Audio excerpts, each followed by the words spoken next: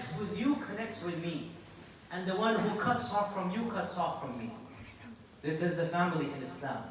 The one who connects with you, establishes family, keeps the family, connects with me. And the one who breaks off from you, breaks off from me. So this is the status and the maqam of the family. My talk today is about 7 simple rules about how we can, inshaAllah ta'ala, better our family and the tarbiyas of our children. So I hope, inshaAllah ta'ala, you guys are not just paying attention but taking notes. Because these are 7 practical advice. I've given this lecture in front of thousands of people. Alhamdulillah, the feedback has been very, very positive overall. So these are 7 rules. You guys are ready, inshaAllah? Ready? But you're not taking any notes. Okay, rule number 1. You can write it on your phones if you want, no problem. Here we go, mashallah, see? These days you don't even need paper and pen. Once upon a time, you had to carry your paper and pen. Rule number 1. You ready now, brother? Okay.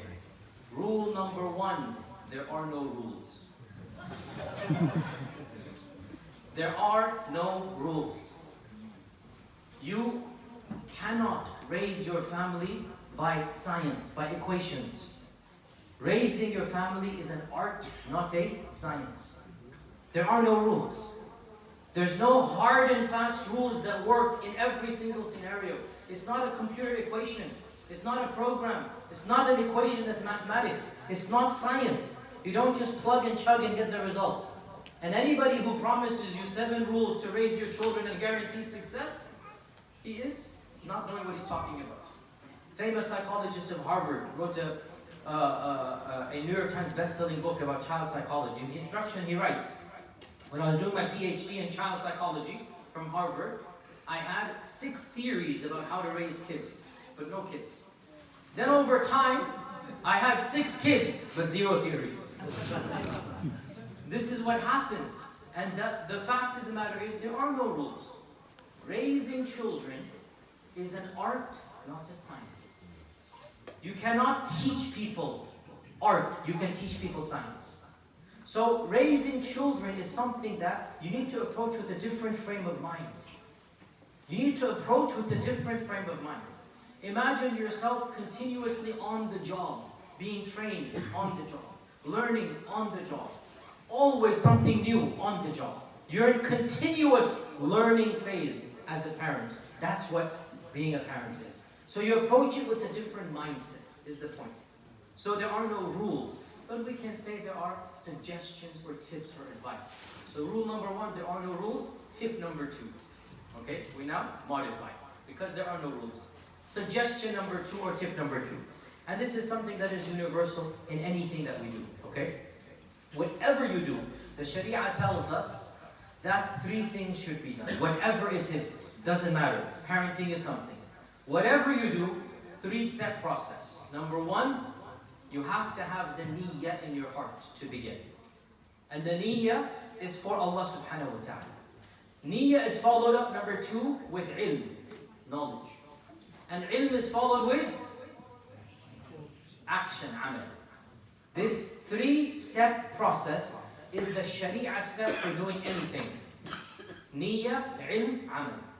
Okay? If you want to become an engineer, first have to have the niyyah. I want to be an engineer. And as a Muslim, you do it for the sake of Allah. Then you study engineering, and then you practice engineering. Doctor, architect, car mechanic, doesn't matter. Niyyah, ilm, amal. Straightforward, right? Okay. Why is it then that so many Muslim parents don't understand they need to do the same thing? Some of them, wallahi, I'm amazed and surprised and shocked. It doesn't even occur to them. It's not even in their agenda that I have to raise my children spiritually pure. It's not even in their niyyah. How can you raise good children when it's not even on your radar, it's not even on your list of things you want to do? There's no niyyah that you have. And then niyyah is followed up with ilm.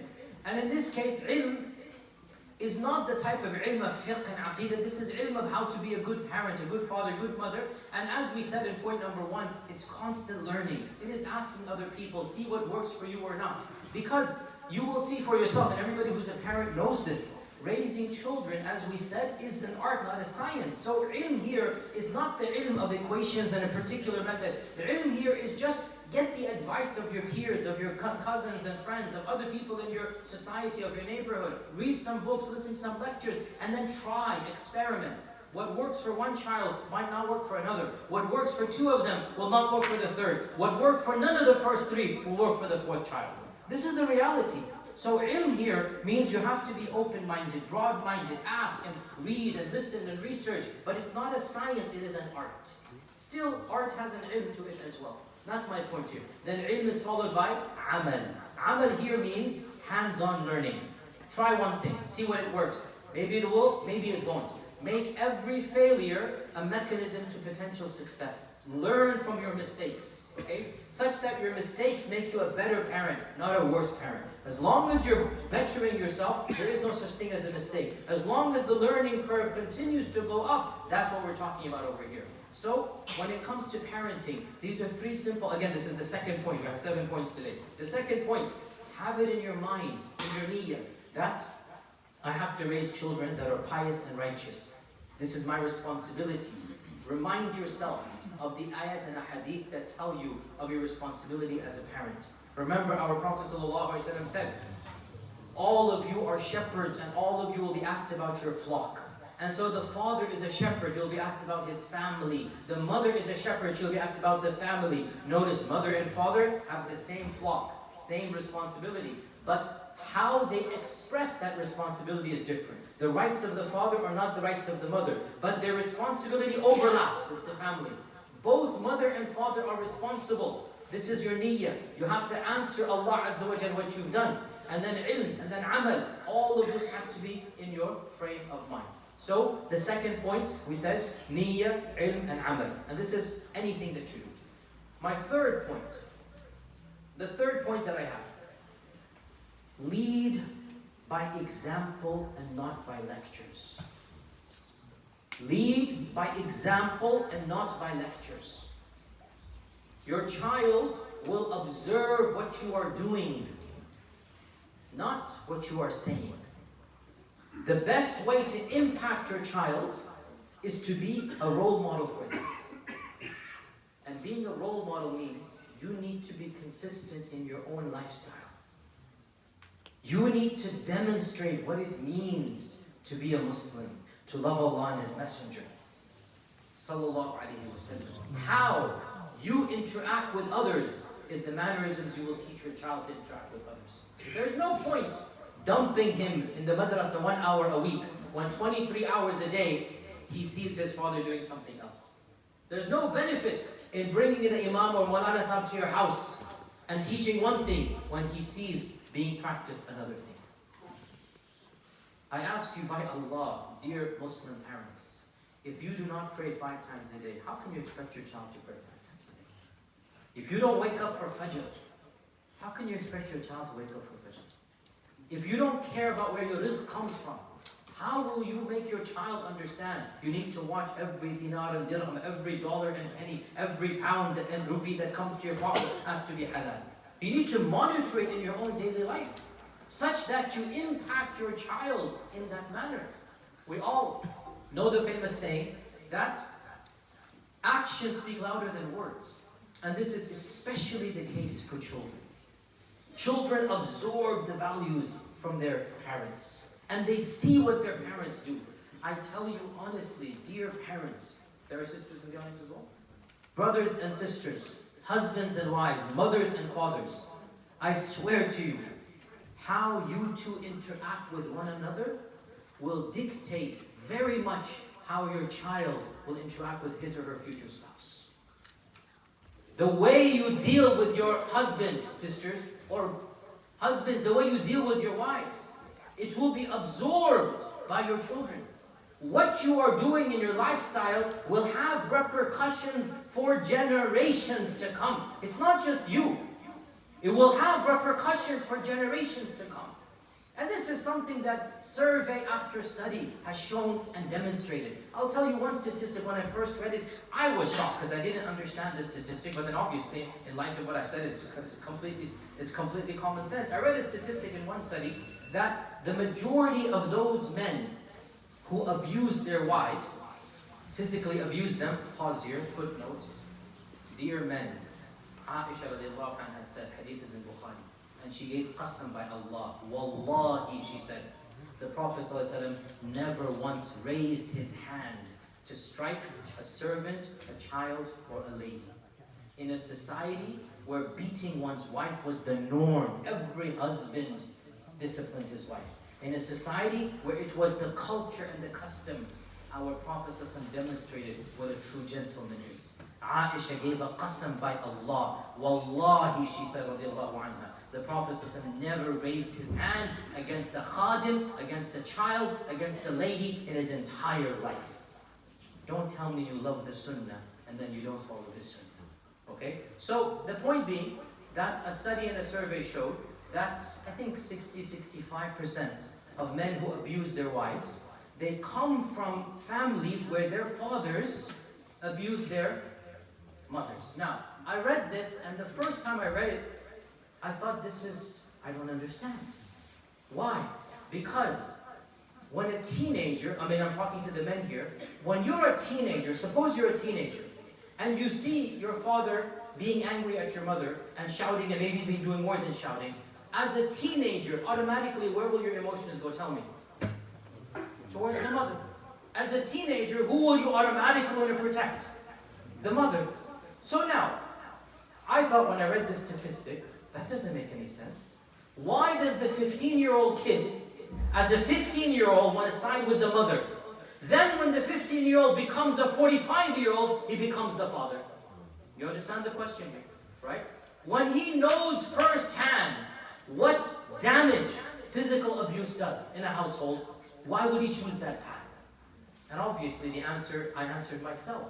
Because when he becomes an adult and gets angry, he becomes his father.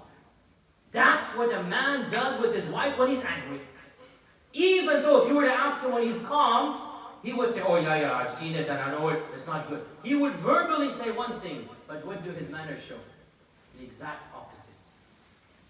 Parents, you want your children to be good, you had better be good yourselves. It's very simple as that. I'll share with you a personal anecdote. I'll share with you a personal anecdote in my own life. So, my father, may Allah give him a long life, he's 85 years old, alhamdulillah, is alhamdulillah healthy for his age, he keeps on telling me. My father, he's been an activist his whole life, alhamdulillah. He's been very involved with the masjid. He's the founder of the first masjid in Houston, Texas. He founded the MSA or the ISOC of Texas back in the 60s. And so I was born in a family, alhamdulillah, very, very active. And by the way, some people ask me, how did you become who you become? Firstly, do not put any person, especially me, on a pedestal. You want to follow somebody? Follow the Prophet sallallahu alaihi wasallam. Secondly, if there is any good in someone like me, it is because Allah blessed me with the two parents that I have. The both of them, their akhlaq and their tarbiyah and their love for Allah and His Messenger. And I'll give you one example. This is the anecdote that I have in my personal life. That one of the things my father did, and I was born in the 70s, raised in the 80s. My house was a bit far from the masjid, not like you guys, mashallah, walking distance and everybody, America is different. And he started praying Maghrib every single day with all of us kids and my mother in Jama'ah. As long back as I can remember, my earliest memories are of praying Maghrib in our musalla house, musalla room that we had, and it was non-stop, no matter what the circumstances, the situation, no matter if I had an exam the next day, no matter if I was in middle school, high school, university, college, doesn't matter. I was in my parents' house throughout university, didn't matter. Knock on my door, Maghrib time, come. If we had non-Muslim guests, he would tell them, please excuse us, we have to pray. We would all march to the musalla in our house, we would pray Salat al-Maghrib as a family, no exceptions. 1995, alhamdulillah, Allah blessed me to go to University of Medina. And alhamdulillah, Allah blessed me to be there for 10 years. And I tell you one thing, not to brag or boast, but to tell you how much I miss the city. I miss that city. I miss it. Because one of the reasons, in fact, the main reason to be honest, for 10 solid years, if I were in the city and not sick, i.e., if I'm traveling or sick, okay. Otherwise, for 10 solid years, without exception, unless I'm traveling or sick, I prayed Maghrib and Isha in the haram of the Prophet ﷺ. Those were beautiful days, beautiful years. Without exception, 10 solid years in the haram. That was my lifestyle. I would go, take my books there, read between Maghrib and Isha, and then go back home. 10 solid years. 2005, I finished my master's. I did my bachelor's and my master's, finished my master's, and then decided to do my PhD in America. And I go to some small little village called New Haven in Connecticut, which is where Yale University is. And the masjid is far. I didn't have a car really in the beginning anyway. And remember, 10 years have gone by, right, since I've been in Houston. And I've been in Medina for 10 years. I had 3 kids at the time. My eldest, Ammar, was 5 years old. Yusuf was 3. And subhanAllah, the first few days in this new environment, and I felt something itching inside of me, especially around Maghrib time. And the first week I came back, I said, you know, even if my kid is only 5, let me just give the adhan and have them stand behind me. Little Yusuf was still in diapers, no problem, he'll pray, no problem. My wife behind me. And it is now 2019, right? We still pray Maghrib Salah to this day as a family. Where did this habit come from? Who put it in me? Did my father sit down and give me a long lecture? Did he remind me, Bete, when you become older, you have your kids? No. What did he do? Lifestyle. And even I was shocked, because it's not something I'm consciously thinking about, that we pray Maghrib as a family, right? It's gone from my memory. 10 years in Medina. But see, this is what happens when you have the tarbiyah through action. Subconscious. Even I was surprised. Where is this coming from? But of course I realized, this is what happens when you have that consistency. And that's what I'm trying to impress upon you. Actions speak louder than words. Dear parents, look at your own actions. Don't just blame other people and pass the... You are responsible, and your akhlaq, and your manners, and your ibadah, and your mu'amalat with other people, that is going to be the #1 impact on your son or your daughter. So you want your children to be good, begin with yourself. If you are not good, you have no one to blame but yourself. So this is my third, what is it, rule or tip or advice? There are no rules, right? Even though if there were any rules, this would be good. If there was a rule that is hard and fast, even though it is not. If there was a rule that is hard and fast, it would be number 3. Okay, number 4 now, tips, number 4. This applies more to teenagers. And by the way, I have 3 teenagers currently in my house, under one roof. I have 4 kids, 3 of them simultaneously are teenagers, right? Please make dua for me. This white hair you see, that's where it's coming from. We're all in the same boat, wallahi, dear Muslims. Just because I am who I am, my kids are teenagers in the modern world. We are all in the same boat. You are struggling, I am struggling, it doesn't matter. And it's nobody's fault, it's just the way the world is. So some advice for the younger adults, meaning 12, 13, 14, 15. This is tip number 4. One of the biggest problems that our society has is that it tells us there's this interim phase that they call teenage years.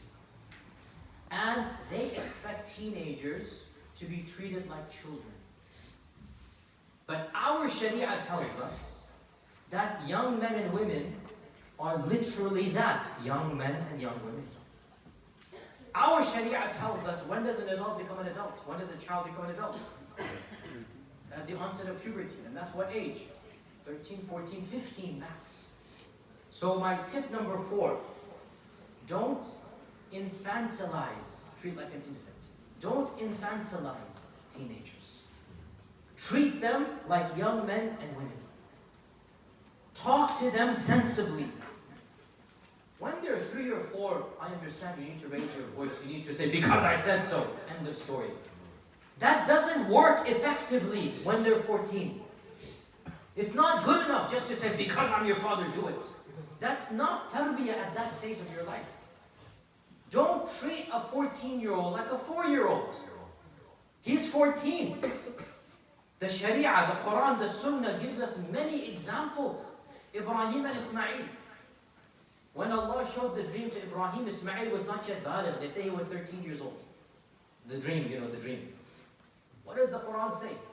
Did Ibrahim barge in and drag the son out? Say, I don't care what you're thinking. Did what he did? No. He took him for a walk, as our books mentioned. Took him for a long walk. Father-son moment. Tells him, Ya bunay, my dear son, I have a dream. And this is what I saw in a dream. Then you know what he said at the end? What do you think I should do? Think about this. Do you think Ibrahim was at Ismail because based on what Ismail would say, Ibrahim would do it or not? Tell me, oh parents. Do you think Ibrahim cared about Ismail's permission? Yes or no? He didn't care about the permission. So why is he asking Ismail? That's what you do with an adult. You prepare them. I need to do something big. Understand what I'm doing. And notice when he treated Ismail like a young man that he was, what did Ismail say? What does the Quran say? قَالَ يَا أَبَتِي افْعَلْ مَا تُؤْمَرُ. This is what happens when you treat a young man like a man. Stop infantilizing young men and women.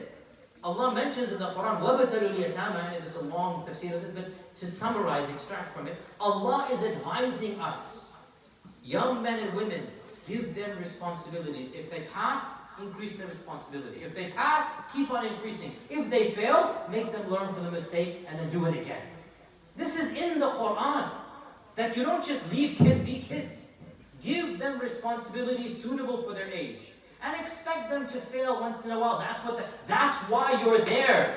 Now you're training your son or daughter to be a man or woman. They're going to make some mistakes. Okay, have that in mind. Make sure they learn from their mistakes and then move on to the next phase. Don't expect at the age of 19, magically your teenager daughter or son will become a full-fledged adult man or woman. Doesn't work that way. From the age of 12, 13, to the age of adulthood, culturally speaking, no, culturally 15 is not an adult. Fine, no problem. Culturally, adult is what, 19, 18? Fine. In this time frame, your job is to transition them from a child to a full-fledged adult in society. And that will be done at your pace and his or her pace. But it must be done. That's rule number 4. Don't treat young men and women like kids. Treat them like adults. Reason with them. Talk with them. Man to man or man to woman if it's your daughter, or woman to son if it's, talk to them. Intellectually explain to them what you're doing. And even if they don't agree, don't just raise your voice and expect a harshness to do the job. Even if they don't agree, you can always pull the card, well, I'm sorry you don't agree, but I am your parent in the end of the day, and as long as you live under my roof, you have to follow my rules. Fine, you can say that, but make them understand. I have had frank conversations with my teenagers. I've said to them, look, I try to explain why the rule is there, and they say, look, even if you don't agree with it, and I tell them this, by the way, I actually say this, I have a very different relationship. I say to them, you know what, maybe I'm wrong in this rule. Maybe this rule will not help you in the long run. But at this stage of my life and my knowledge, I feel that this rule is for your betterment. When you come of my age and you have a son or daughter that is the same age as you are now, you have the right to make your own decision and then see whether this worked or not. But given my knowledge, in my opinion, this is the best way to keep you on the straight path. Explain the rule is for their love. Believe you me, most of the times, even if they don't agree, at least they'll understand. They're not going to throw a teenage tantrum. Wallahi, teenagers should not throw tantrums, but one of the reasons they do is because they're treated like kids. It's our fault for treating them like kids in the first place. And it'll take a while, it's not going to be immediate, but treat them like adults, and you will be surprised, dear Muslims, intellectually, biologically, hormonally, a 15-year-old is a potential adult. Survey after survey has shown this. The Sharia, therefore, gives them adulthood. Now, agreed. Society has other rules, fine, driving is no problem. But intellectually, hormonally, we all know hormonally, right? And biologically, these are young men and women. So treat them like young men and women. Reason with them, explain to them, and have conversations with them. That's my tip number 4. And I also say, by the way, as a side note here, that we live in a different time and place. Perhaps, and I grew up in the 80s. I was born in the 70s, grew up in the 80s, and it was a different time and place. And I'll be honest with you, my parents, there was that big distance of respect between me and them. And I understand, no problem, no problem. But I feel, as a parent to kids now, that we need to no longer maintain that level. I have a friendship with my elder kids as well. I speak to them about matters that are not just father-son and father-daughter related. With my eldest, I have conversations about the world, about Trump, or in your case maybe Brexit, I don't know, you know. Not that I care about his views, but I found that, honestly, it makes us bond in a way that, like almost a friendly attitude. And therefore, when I do need to bring in a rule, he'll be much more obedient and listening, because we now have somewhat of a friendship. Now again, I'm not blaming or criticizing. I love my mother and father immensely. I just say it was a different time and place. That's all I say. Wouldn't have worked back then. But times have changed. Dear parents, I gently ask you to think about this thing. When your son or daughter makes a mistake, because it's when, not if. When he or she makes a mistake, if they don't feel comfortable coming to you, they're going to go somewhere else. Do you think that's in their best interest? Simple as that. Ask yourselves the question, does my child have that relationship with me that he or she would come to me and tell about a mistake? That's something you need to think about. And I say this point number 4 will help you immensely to get this point done. Point number 5. There's only 7 points that we're done. Point number 5. Point number 5. There will come a point, and I speak primarily now to the men or to the breadwinners, but usually they're men. There will come a point in your life, like we all begin our careers, we all dedicate our lives primarily to our careers, and we want to increase our wealth and our status and our pay grade. That's fully understandable, like everybody does that. Okay, there will come a point in our life where we'll get a fork in the road. We can turn right or left. If we turn right, we'll get the promotion, we'll get the pay raise, but it'll come at the expense of an hour or 2 at work. And if we turn left, we turn down the pay raise, but we get to spend an hour a day extra. Now, this comes every few years in our lives. And I'm not telling you when, but at one of those forks, at one of those occasions, you need to remind yourself the 10,000 pounds extra a year that I'm going to earn is not worth the hour and a half I'm going to be at home. There's going to come a point, sometimes maybe that money is needed to send them to school, to have a roof over their heads, especially in the beginning of their career, understandable. But there comes a point where the time that you spend with your child is much more precious than the extra money you'll earn by going the path of the career, the extra career. Now what that point is, only you and your spouse can together negotiate. But I want you to keep it in your head. At some point, your son or daughter needs your presence more than he or she needs your credit card. And in fact, a recent survey or a recent study has shown, and honestly, we don't even need a study to tell us this, that intellectual maturity in a child is maximized when the child has a role model father and mother figure in his or her life. Both figures are needed. When one of them is absent, then you are prone to go right or left and deviate and crime, etc., etc. When there's a role model, mother and father, female and male figure in the household, the child reaches intellectual maturity and stability better, quicker, and faster. And this is common sense. We don't need any survey to tell us, but a very famous survey was done. It was used because, and you understand things are changing in terms of definitions of family, you understand? So this survey obviously is useful for those who are saying, keep the old definition of family. If you understand what I'm talking about, if not, then alhamdulillah, I don't even worry about it. But anyway, Allahumma sta'an with you. Anyway, so point number 5 is very simple. At some point, time is more precious than the extra money. That's point number 5, tip number 5. And there's a beautiful hadith of our Prophet Muslim Ahmed, so authentic hadith, where our Prophet said, everything that does not have dhikrullah, everything that does not have dhikrullah, any ibadah, tilawa, Quran, dhikr, it is batil. Batil means of no value. Batil does not mean haram, by the way. Big difference. Alhamdulillah, he didn't say haram or else life would be impossible, frankly, for us.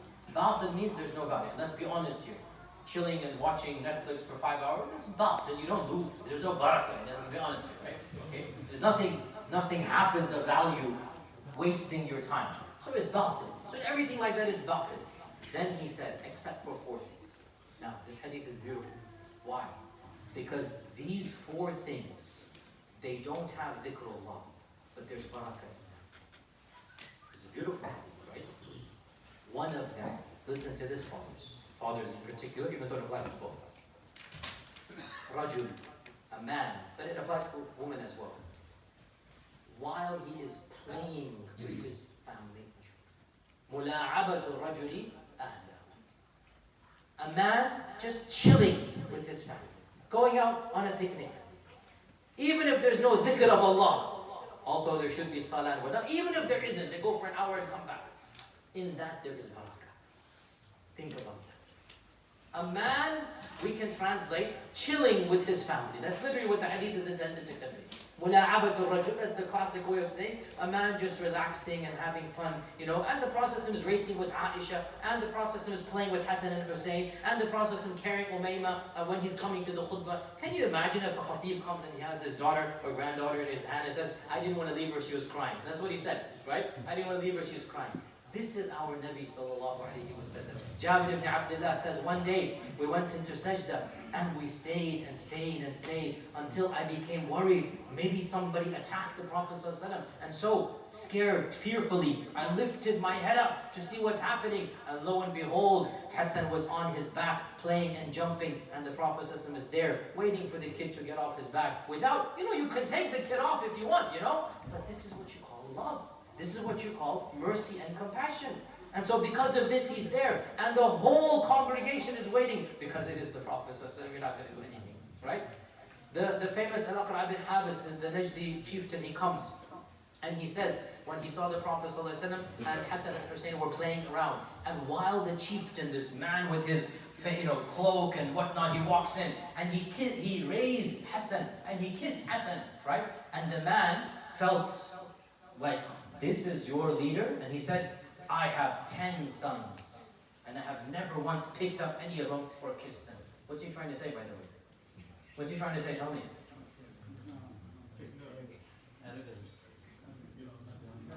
You're not a? Why? Explain to me, why? You're not a macho, right? You're showing affection. This is weakness, right? You're showing weakness because you have mercy. Said, I have 10 sons. I have never once picked up any of them and kissed any of them. He's trying to boast. Like, what type of leader is this of yours? And what did our Prophet just smack him down? What did he say? What can I do if Allah has removed mercy from your heart? You're boasting that you cannot kiss your own children. You think this is a boast and a brag? ماذا أفعل? What can I do if there's no rahmah in your heart? See, dear brothers, your family, your wife, your children, they need your presence.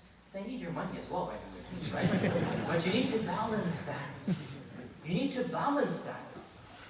You need to spend time. And as I said, a point will come in your life where the time is more needed than the money. Now, we understand as men, sometimes our families don't understand. There's certain things, a job we need to do. Fine, I'm not telling you when. I'm simply saying there will come a point in all of our lives. This is the general rule, where that extra money is not worth that time. Spend time with the kids. Take them out. Literally have a picnic. Go with them so that you bond. This is going to save and preserve family, and they will listen to you better because it will bring the bonds of love. This is point number 5. Point number 6. The saying goes, it takes a village to raise a child. And this is very true. A mother and father on their own cannot raise a child. It's just too much work. A mother and father on their own cannot raise a child. You need help. And the help that we need, especially as Muslims, is through our close network of friends and our masajids as well. So point number 6 is as follows. Choose your community and your close friends wisely. Choose them with the interest of your child in mind, and not just your own interests. Because a man follows the religion of his friends, correct? So be careful whose friendship you have. Islam, as a religion, is not just something we memorize in some textbooks. It's not some abstract reality, theoretical, hypothetical. It is an experienced reality. It is something you see, you tangibly live. If your child does not see lived Islam, If Islam is only found in the 1-hour madrasa, you thrust him in thinking that's going to save him. If he doesn't see family and friends acting as Muslims, embodying the values of Islam, then Islam might well be lost on the child. But when the child is surrounded by Muslims, all interactions are within the framework of Islam. When the friends you go to, their children are like their parents, this is inshallah ta'ala going to rub the child in a different manner. And that's what we want. Be careful who you're, now obviously colleagues and acquaintances, that we all have them, alhamdulillah. But you know, we all have a set of close friends. The ones we invite for occasions and they invite us for occasions, right? Choose those friends wisely. Because their children are affected by those parents, and you want your children as well to be affected by them. The same goes for masajid. Now again, I know England is different, so I'm speaking for America. Don't extrapolate from this. I'm speaking for America. I'm not qualified to speak specifically about British issues here. But I say in America, there is a movement going on, and I'm definitely one of the names that is pushing for this, that masajid have to become more than just a musalla area. Masajid have to become family life structures. We in America are pushing for this. And alhamdulillah, more and more masajid are following now. When we purchase a land for the masjid, we don't just have a lot allocated for the musalla area. There's always something for the youth. There's always a place where socialization can occur. In my masjid in Dallas, alhamdulillah, we have 2 basketball fields. We have a gymnasium, a sister and a brother's gymnasium. We're going to build a swimming pool where our sisters can come separate, our brothers can come separate. Eventually there's going to be a cafe. Why should our kids go to Costa's or Starbucks? Why shouldn't they come to the masjid and find friendships there? When they want to come study, they should have a place in the masjid. Now again, I know England is different, so I'm not, but I'm saying from our perspective, a masjid, and this is by the way the sunnah. If you look at the Prophet's masjid, it wasn't just for salah. Socialization occurred there. Throughout the Prophet, it was his office.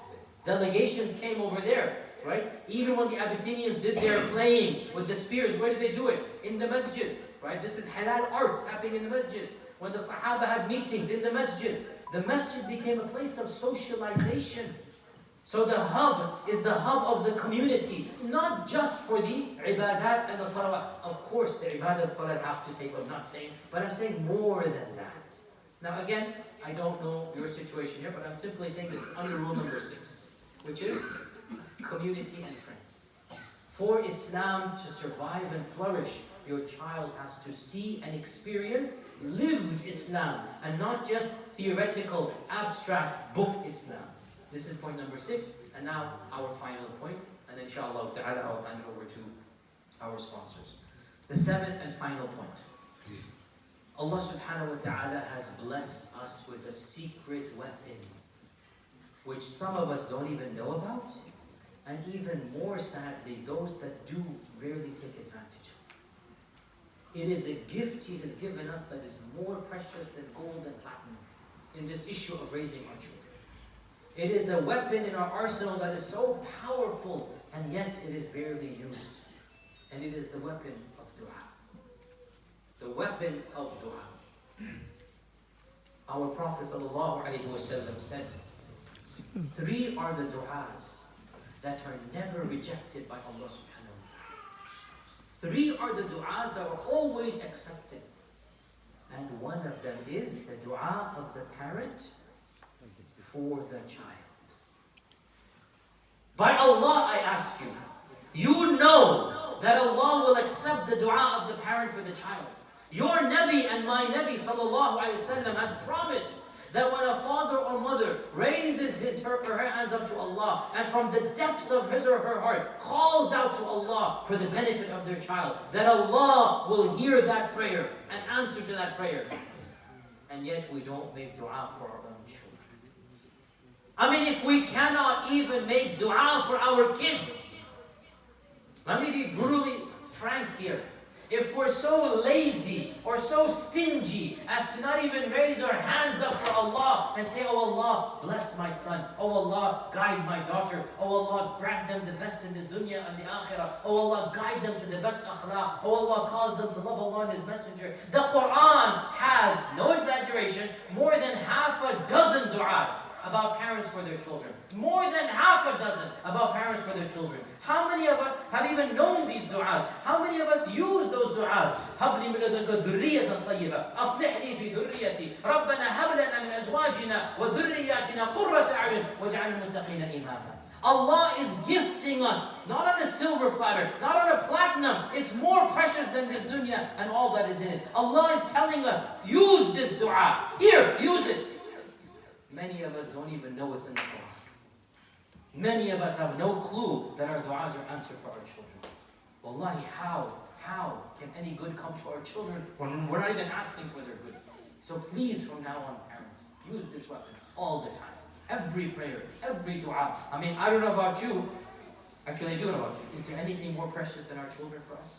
We all know this. Of what use is money? We use our money for our children. Why does every one of us here go to work? It's for our family. It's for them.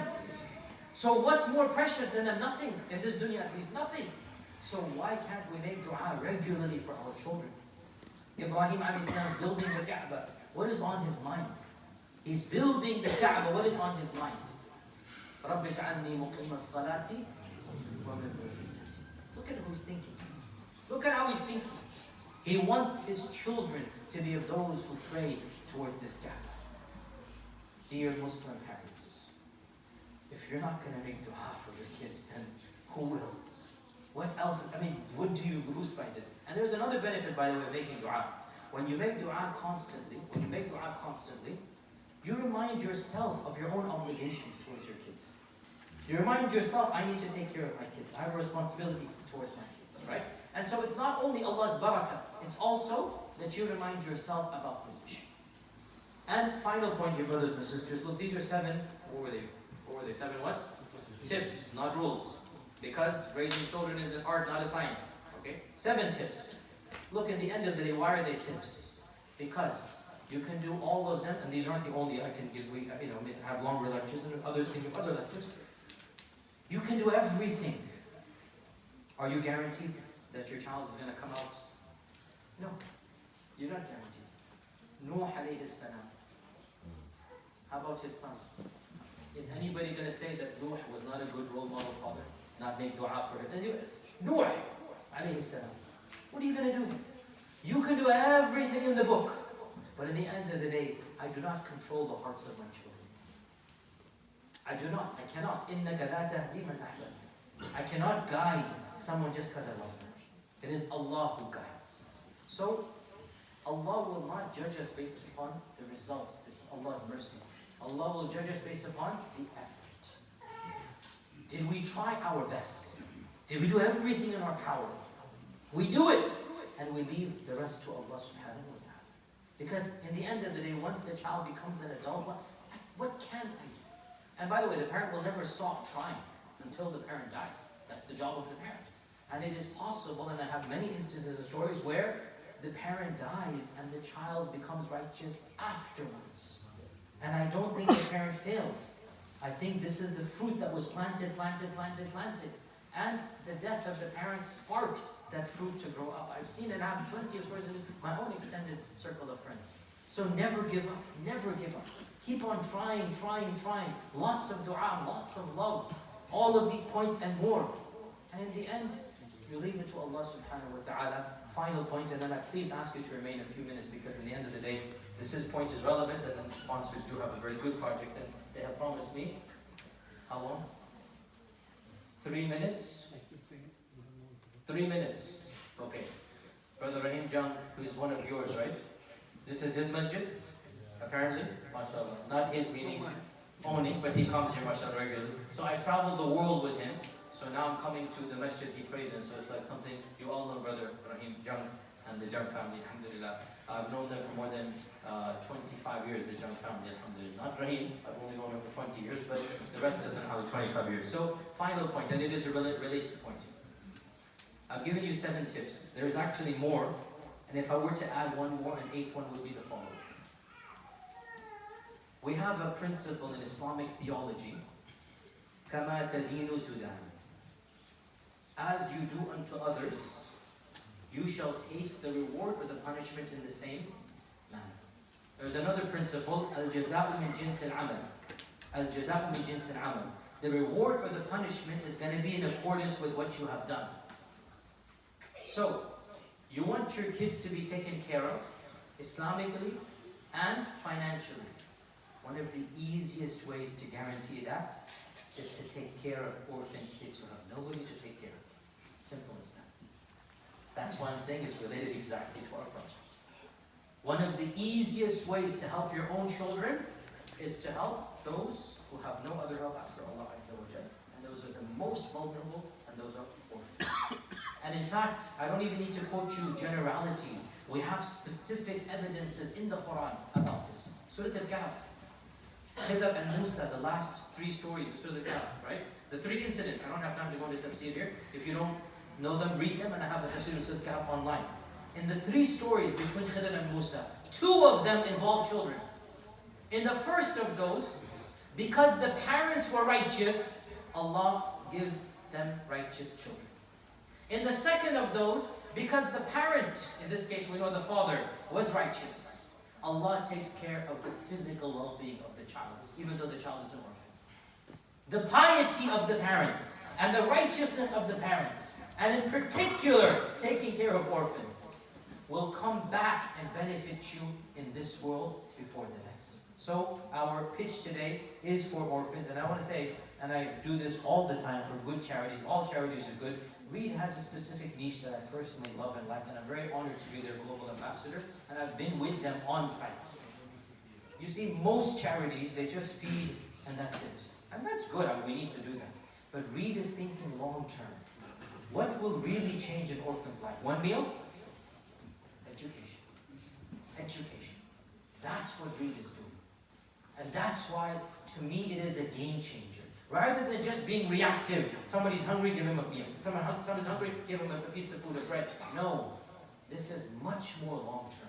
For 30 years, Reed has been opening schools in underprivileged and in refugees and for the orphans. And alhamdulillah, earlier this year, I opened a school in my mother's name as well in Kashmir for 350 children, 10% of whom are orphans. 10% are orphans. And that's the average ratio. 10% are orphans in the school. All of them are socioeconomically underprivileged children. That's very feasible to do. So I'll leave Brother Rahim Jung to give you the details of that and how you can, inshallah, do it. And please, 3 minutes. Please remain, inshallah, and then we are done. Jazakumullah khair for your patience, my brothers and my sisters. Wallahi, I feel shy always to stand in this masjid because I've been praying my Jummah here for 25 years. And I feel shy to ask to the people I pray alongside, but wallahi, I feel very passionate about Reed, and I will only take not even 3 minutes of your time.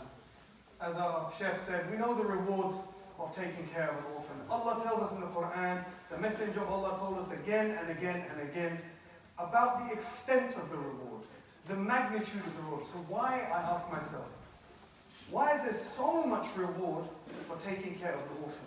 Sheikh Yasir alluded to it. Every parent in this room knows what I'm saying is true.